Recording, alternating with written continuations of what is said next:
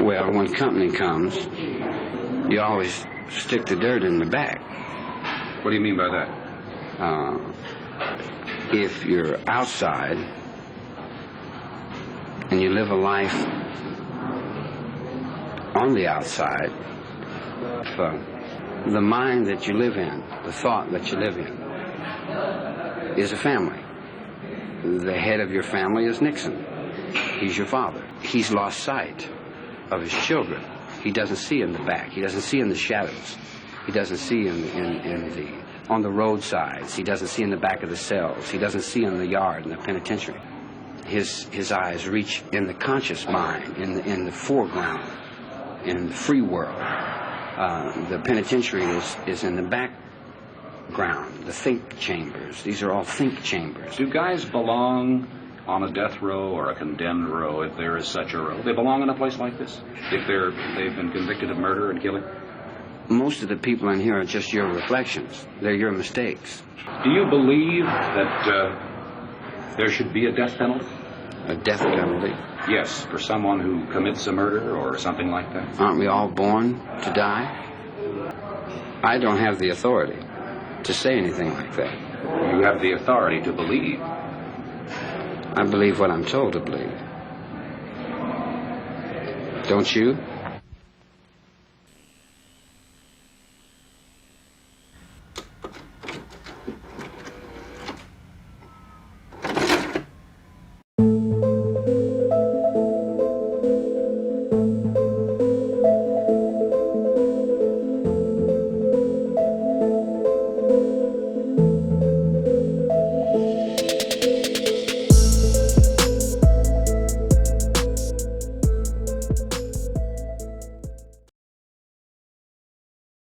Eye on Justice is a channel dedicated to dusting off old cold cases and once again shining light on the victims that have been forgotten.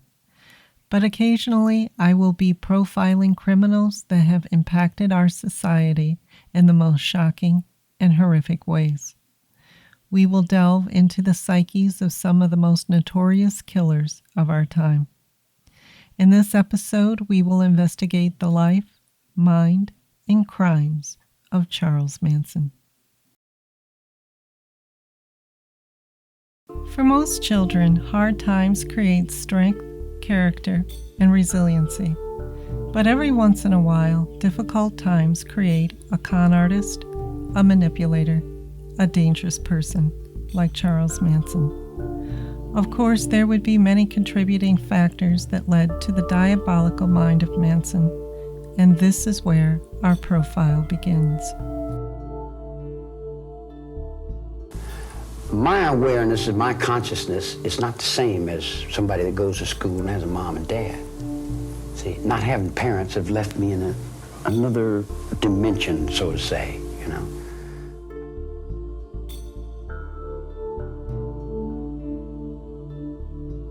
Charles Mills Manson was born November 12, 1934 in Cincinnati, Ohio. His mother, Kathleen Maddox, was unwed when he was conceived, so Kathleen's strict mother packed her up and sent her away from their home in Ashland, Kentucky, to Cincinnati to have the baby. It was there that Kathleen met William Manson and married him to give Charles a proper last name. Things got off to a good start for Kathleen until William became jealous of the affection she gave to Charles. The jealous rage quickly turned into physical violence, and Kathleen suffered beatings from William. Not long after, the two separated and divorced. During much of Charles' early life, his biological father had visitation with him on the weekends, and for whatever reason, as Charles got older, their relationship dissolved. By 1954, his father lost his battle with cancer and died. Charles' life would continue on an unstable path. Shortly after turning 6, his mother and his uncle Luther went to prison for robbing and beating a man Kathleen hustled in a riverfront bar in Cincinnati. Charles was sent to live with relatives in West Virginia. When Kathleen got out of prison 3 years later, she re-entered Charles' life. This is when things started to change, and he began to spiral into the monster we would all come to know. Over the years, Manson would spin his own tale about his childhood and what led him to a life of crime. But what I found most interesting was what Kathleen would say about her son shortly after he was found guilty of the Tate and LaBianca murders. January 1971, 53-year-old Kathleen sat nervously in her chair. She was thin and suffered from emphysema. Her hands trembled so much she had difficulty lighting her cigarette. Tired, tense, and fearful, she begins. Charles was never a rough little boy. He was too tender-hearted to fight or do anything violent. My only mistake was overindulging Charles. He was never made to do any chores. Everything was just handed to him, and if he didn't get what he wanted, he would get very angry. Kathleen went on to say that her second husband, Jack Thomas, was a drunk and an unstable role model for Charles. Kathleen said, "At the age of 10, Charles began running away all the time. I don't know why. He was in and out of correctional institutions and reformatories until going to prison for car theft." When Charles got out, he married a waitress, Rosalie Jean Willis, in 1955. Then he went back to prison that same year for transporting stolen cars across state lines. The two divorced in 1958, and that really hurt him, and he never respected women again. Kathleen said it was during this time that she started to feel that he needed psychiatric treatment, though it was beyond their means. Eventually, she and her son would go their separate ways, and he would continue to gravitate towards a life of crime, drugs, and murder.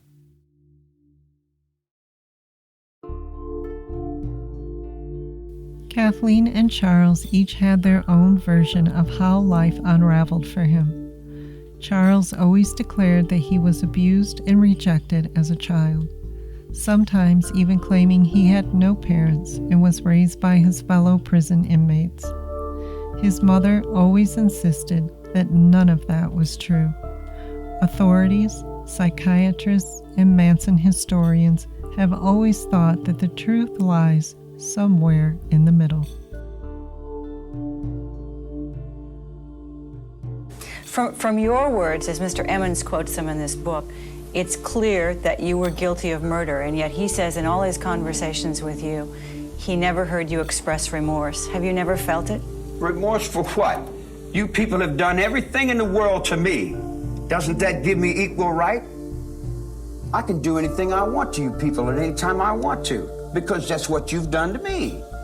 If you spit in my face and smack me in the mouth and throw me in solitary confinement for nothing, what do you think's gonna happen when I get out of here?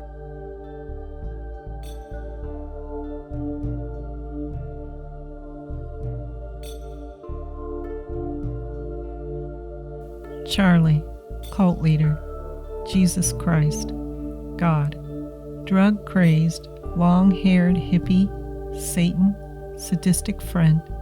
These were just a few of the names given to Charles Manson. He was described as a thin, 5 feet 7 inch, slightly hunchbacked man with long brown hair and a beard. He walked completely at ease whether he was wearing handcuffs or not. He was a maniac with a hypnotic stare. The Manson family, his disciples, believed that this con man that was nothing more than a product of America's prison system could read their minds. He had the power to get into anyone's head. They believed he was Jesus Christ. Experts have said it was a cocktail of genetics, environment, family background, sex, booze, drugs, reconditioning, group pressure, anti-intellectual countercultures, and an establishment society that turned off its young people. This is what created Manson and his family. Some of his disciples have said he was everything to us. He was a con, a manipulator of the worst kind. Another said, I was just short of murdering for him. If he had told me to get some black clothes and get into a car, I would have. Manson took the throwaways and runaways. He clothed them, fed them, renamed them, and made them his family. They went into the woods, the caves, and the deserts to take magical trips on LSD. They played, worked, and participated in group sex. All of this created a tightly woven bond. It was their family and leader against the world. The hippie movement opened the door for Charles Manson, described as an ambulatory schizophrenic.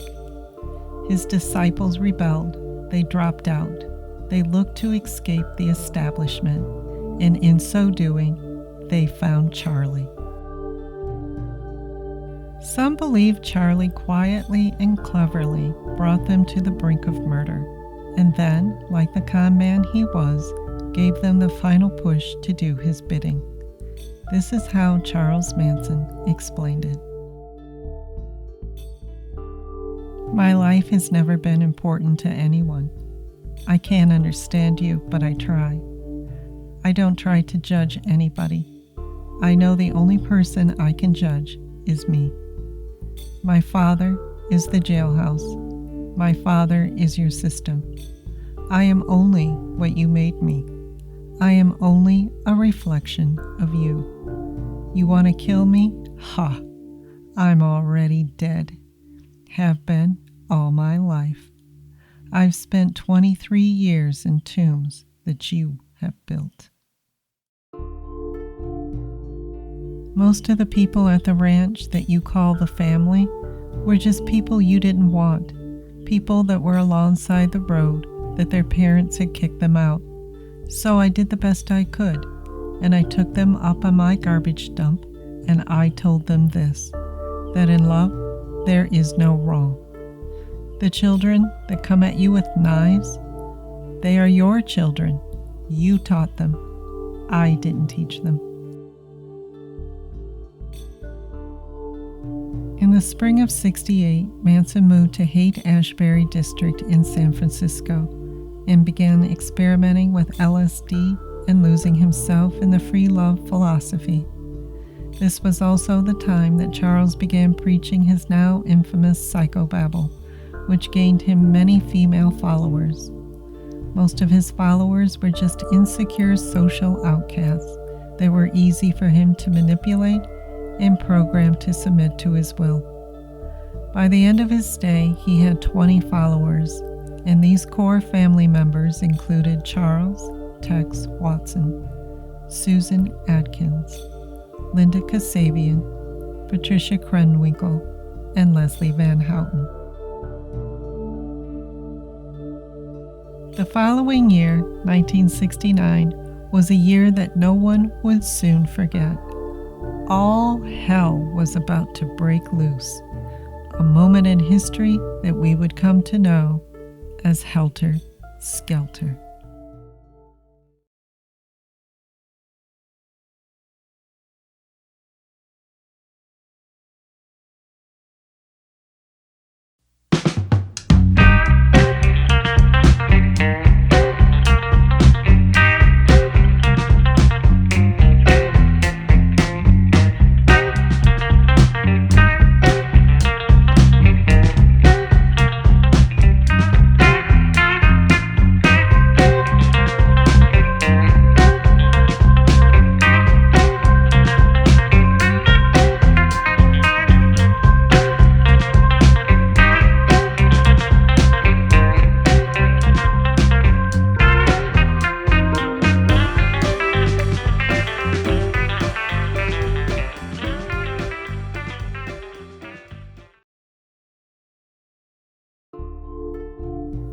August 9th, 1969, Los Angeles, California. There had been an unrelenting heat wave that month. Windows were left open in hopes of catching the tiniest of breezes. And through these open windows, shortly after midnight, you could hear the echoes of screams and gunshots filtering down through Benedict Canyon. The next morning, the sun rose to the slaughtered bodies of Jay Sebring, Abigail Folger, Wojtek Frykowski, Stephen Parent, and pregnant Sharon Tate. A maid arriving for work that day found the word pig written out in the rising superstar Sharon Tate's blood on the front door. What lay beyond the door was a horrific scene that would scar a nation and send shockwaves through even the safest American neighborhoods. Some of the victims had been shot, some were still bound with rope, and all of them had been stabbed. Blood-soaked images that once seen could never be forgotten. A crime so heinous it seemed that it could only have been done by the devil himself. Who could have committed these grotesque, ritualistic killings in a quiet and unassuming neighborhood in the hills of California? Why would someone want to kill these 5 innocent people with so much left to give?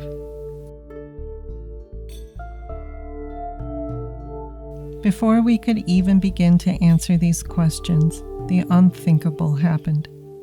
2 more brutal murders took place on August 10th.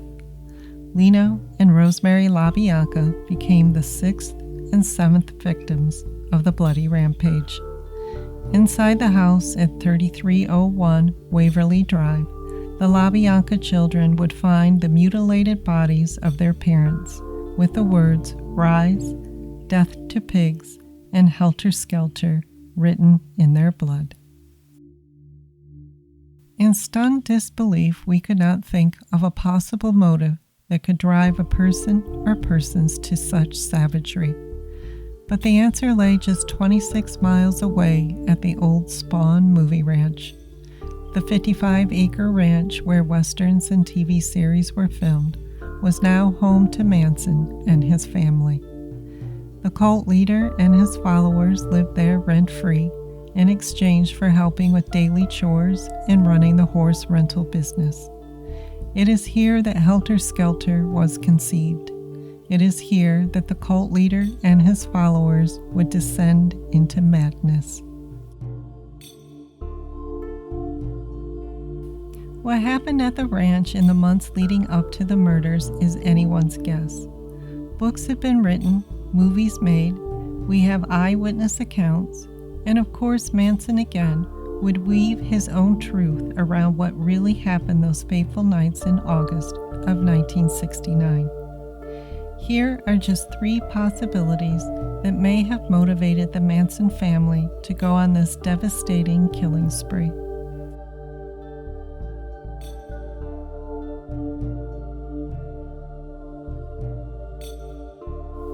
Revenge. Manson wanted to be a rock star, and Terry Melcher, a record producer and son of actress Doris Day, refused to make a record with Charlie.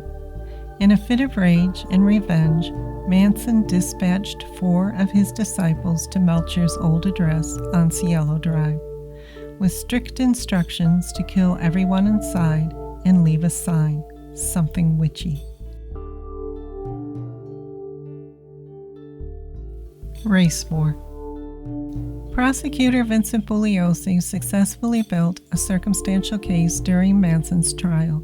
He told the jury that Manson was obsessed with the Beatles' White Album, and he thought the lyrics were sending him a message to start a race war. Manson set out to plan gruesome murders and frame the black race for crimes against affluent white people. Charlie told his followers that they would go to the desert to wait out the race war they had started, and when it was over, they would rule the world. The race war was named after the Beatles' song, Helter Skelter. Freeing Bobby. Manson's friend, Bobby Beausoleil, was in jail for murdering drug dealer Gary Hinman. Beausoleil stabbed Hinman to death and wrote "Political Piggy" on the wall, along with a paw print to suggest that the killings were done by the Black Panthers. Beausoleil knew too much about Manson and the family, and Charlie got nervous thinking that Beausoleil might start talking. So Charlie plotted to commit similar gruesome murders to that of Hinman's in hopes that the police would think that they had the wrong man and release Beausoleil. Whatever story you choose to believe, the tragic fact remains that 7 innocent people died in the month of August of 1969. Young, savage killers decided to commit helter-skelter. They were eventually arrested and tried for their crimes. They turned the courtroom into their stage. They chanted, they sang, they laughed, they preached, and they boasted about killing their victims. After a 9.5-month trial, Manson, Atkins, Watson, Krenwinkel, and Van Houten were found guilty and sentenced to death. The following year, California decided to eliminate the death penalty. Each of their sentences were commuted to life in prison with the possibility of parole. Linda Kasabian, who drove her family members to the Tate and LaBianca homes. Linda Kasabian, who stood by and watched the slaughtering of the victims and did nothing to stop the carnage. She walked free in return for testimony that helped convict all the others. And Manson, well, he has admitted to almost every crime he has ever committed, all but the murders of the Tate and LaBiancas. During the trial, Judge Charles Herman Older asked Manson if he'd like to testify before the jury, and Manson declined. I have often wondered if Manson had agreed with this man who led a life of crime beginning with armed robbery at the age of 13, a homosexual rape at 17, domestic violence at 20, car theft, pimping, check forgery, and several probation violations. Would this seasoned criminal have faced a jury of his peers and for just once in his life acknowledged and shown remorse for his part in the 169 stab wounds, 7 gunshot wounds that took the lives of Sharon Tate, Abigail Folger, Jay Sebring, Wojtek Frykowski, Stephen Parent, and Rosemary and Leno LaBianca.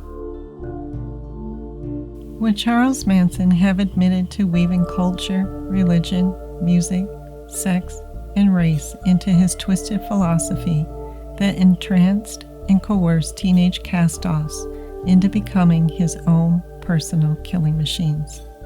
Let's let Charlie answer that question. Guilty. I wouldn't do anything that I felt guilty about. You don't feel guilty at all? There's no need to feel guilty. I haven't done anything I'm ashamed of. Maybe I haven't done enough. I might be ashamed of that, for not doing enough, for not giving enough, for not being more perceptive, for not being aware enough, for not understanding, for being stupid. Maybe I should have killed 400 or 500 people, then I would have felt better. Then when I felt like I really offered society something. Thank you for joining Eye on Justice today, and thank you for supporting this channel through its infancy. My hope is that this channel will continue to grow, and with your continuing support, I have no doubt that it will. Please like, subscribe, and share this content with a friend, and comment your thoughts and feelings on the life, mind, and crimes of Charles Manson.